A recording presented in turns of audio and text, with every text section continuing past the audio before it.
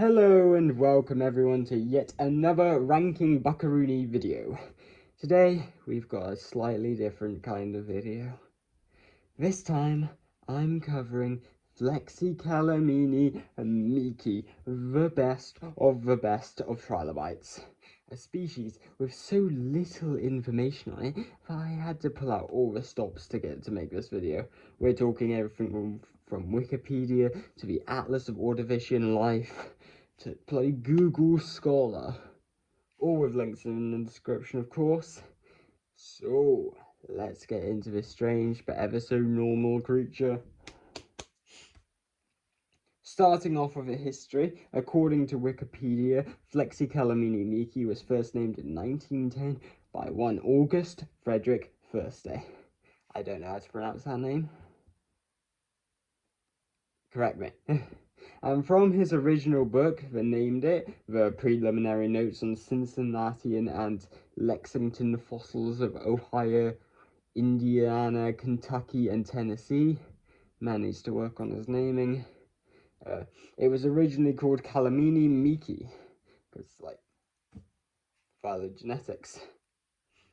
It was only renamed Flexicalymene Meeki, meaning bent beautiful crescent, thanks to their enrolling properties, and Meeki after scientist Fielding Bradford Meeki for some godforsaken reason.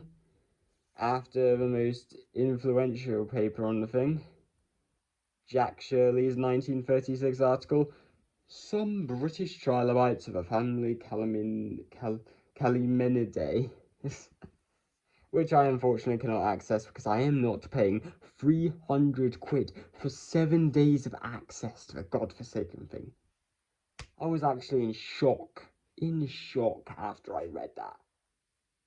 It was something like 240. I'm not, no chance. And then ever since then it hasn't really had any changes. It remained popular in the Americans, where it is most common, in Cincinnati, I think. In addition to it becoming, just being a popular species for collectors and sellers. Up until this very day. Now time for everyone's favourite and the most uncontroversial part of paleontology. Phylogenetics, the gift that keeps on taking species and giving them back with a different name that everybody hates. Lord of making things invalid, but alas, a never necessary evil, otherwise we wouldn't get anything done. Now, phylogenetics of Flexicalymene Meeki. We will also be including taxonomy in this section because they overlap. Now, Flexicalymene belongs in the kingdom Animalia, and that's just about the only thing us and them share with it. From there, it's the phylum Arthropoda, including such other creatures as spiders, insects, and crustaceans.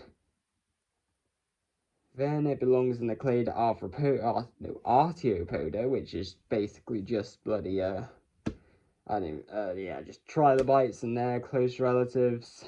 From there, it's the class Trilobite, which if you have clicked on this video, then you should know what a trilobite is. If not, then I did have a reference. Oh, there we go. God.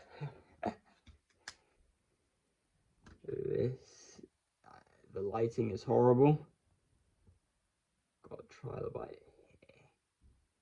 Oh, there you go, beautiful. Okay, then to Phacopeda, which is most notable for their well-developed eyes. One of the best. It literally means lens face. From there, the family Calymenidae, which we just talked about.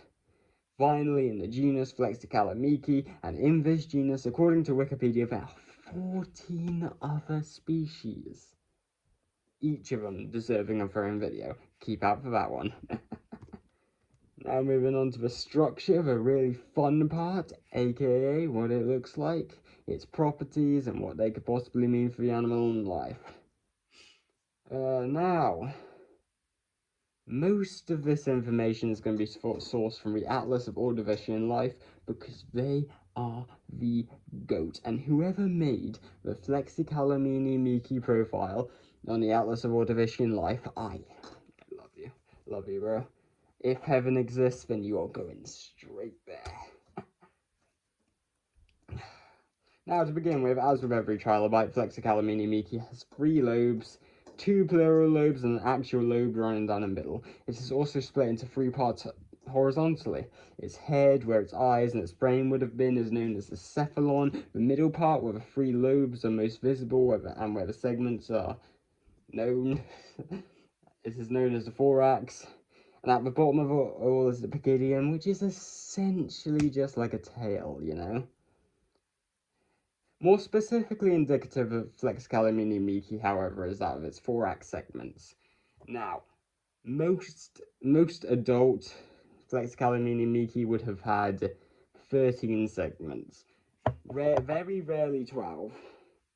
For its cephalon on either side of its glabella, which is just its forehead, has 2 holochromal eyes.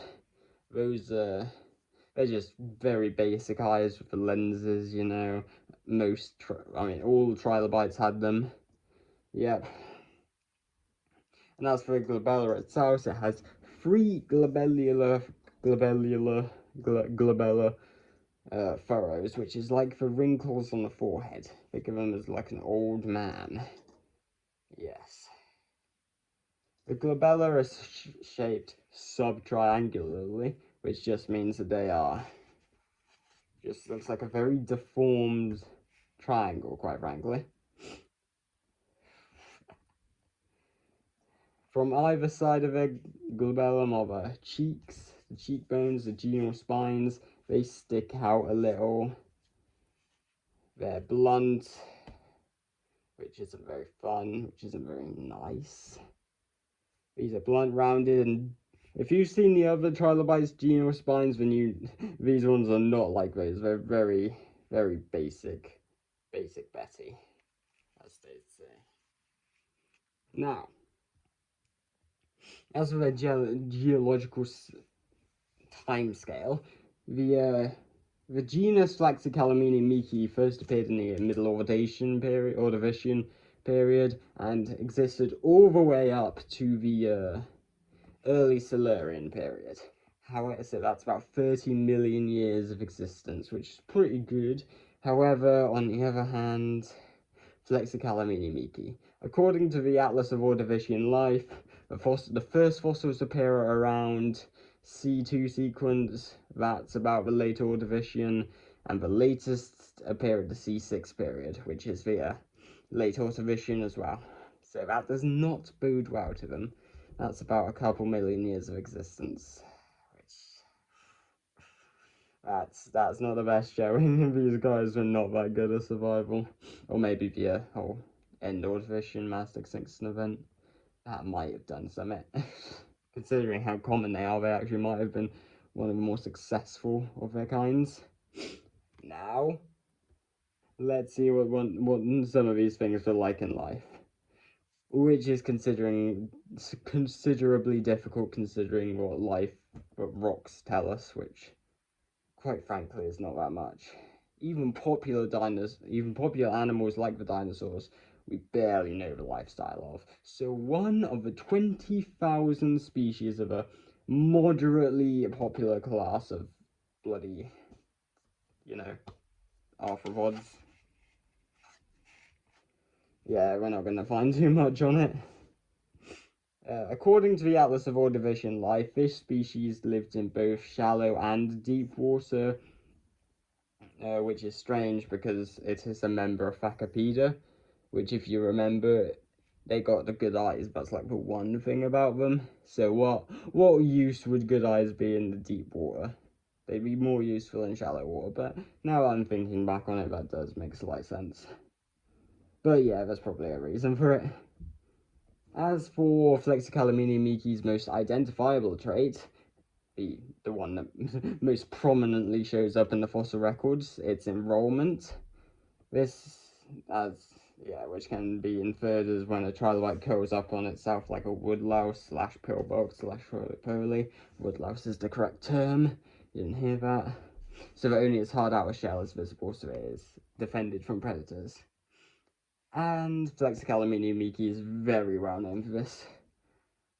What's interesting to note is that if you see a trilobite fossil that is enrolled, then you can be absolutely sure that that is indeed a corpse. That is indeed a corpse and not just a, molt like some others, because for the process of enrollment, what needs to happen is that muscles need to contract, and obviously a molt does not have the muscles to contract, so all enrolled trilobites are corpses, not molts. Whether they died there because they're stupid, or whether they died there because predators, God knows. As for the diet, apparently Flexicalymene Meeki was a nectonic carnivore, which means that they actively seek out prey and consume them. And honestly, this guy does not seem like the hunting type.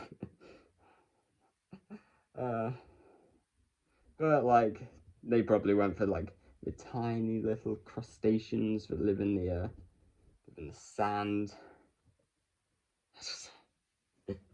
That live in the sand. So yeah, that makes more sense. That's what most other trilobites would have done. Now, moving on to the life cycle. From my research, I can't really see anything too special or too specific about the Flexicalymene Meeki lifestyle specifically, so let's just cover the normal trilobite life cycle. I'm going to be using the greatest website known to man for this statement, trilobitesinfo.com. Check them out. Now, in trilobite ontogeny, there are 3 main stages, with each stage of development having their own respective mini-stages. The first stage in a trilobite's life is protapsis. Protapsis? Yeah. Protaspis. Here they lack segments, they're sort of a bit weak. They probably would have been just food for other creatures. Baby turtles, most other babies in nature, not good. These are marked by the fact that they don't have thorax segments, and they probably would have been taken on a similar style to plankton. Second stage of the life cycle is meraspis. This is when the trilobite develops their first thorax segments.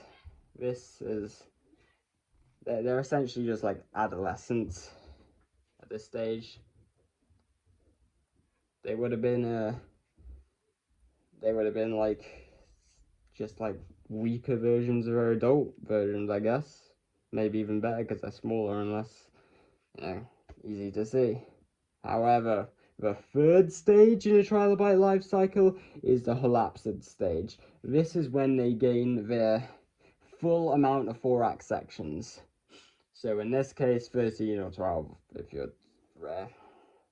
However, once they reach the holapsid stage, that does not mean that they stop molting altogether. It just means that when they do molt, they don't gain any more thorax segments from it.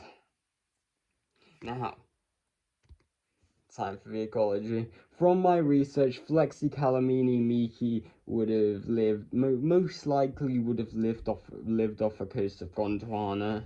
We love Gondwana, one of the best supercontinents. Now, that could be wrong, but in this situation, beggars can't be choosers. In the fossil record, is there really that much difference from one end of the globe to the other? But it would have lived by a multitude of strange and, quite frankly, more interesting animals that I could have done a 15-minute video about instead. But still, the two, it would have lived alongside the radiodontid.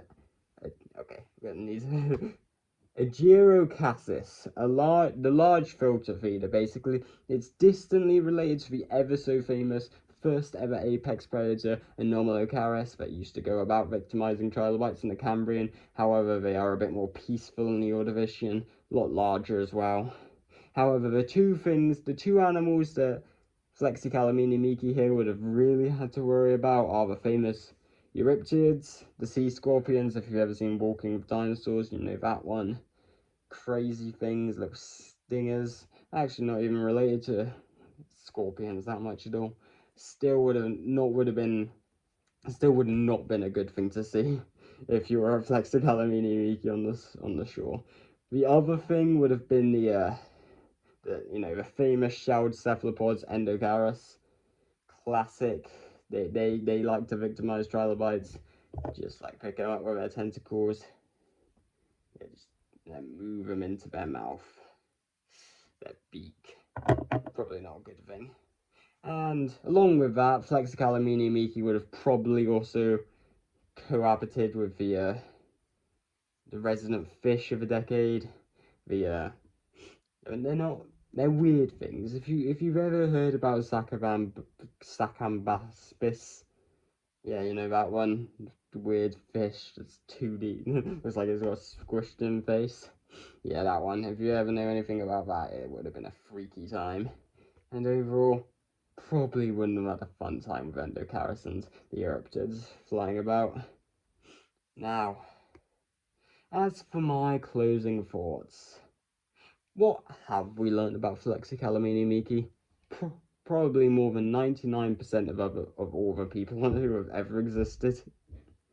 What will we use this information for? Absolutely nothing, I suspect. What value has this video added to the world? I actually think that this video has sucked value from the world. But knowledge is knowledge, so good luck all. This has been Ranking Buckaroony, and as always, keep it in your trilobite hearts. Farewell all.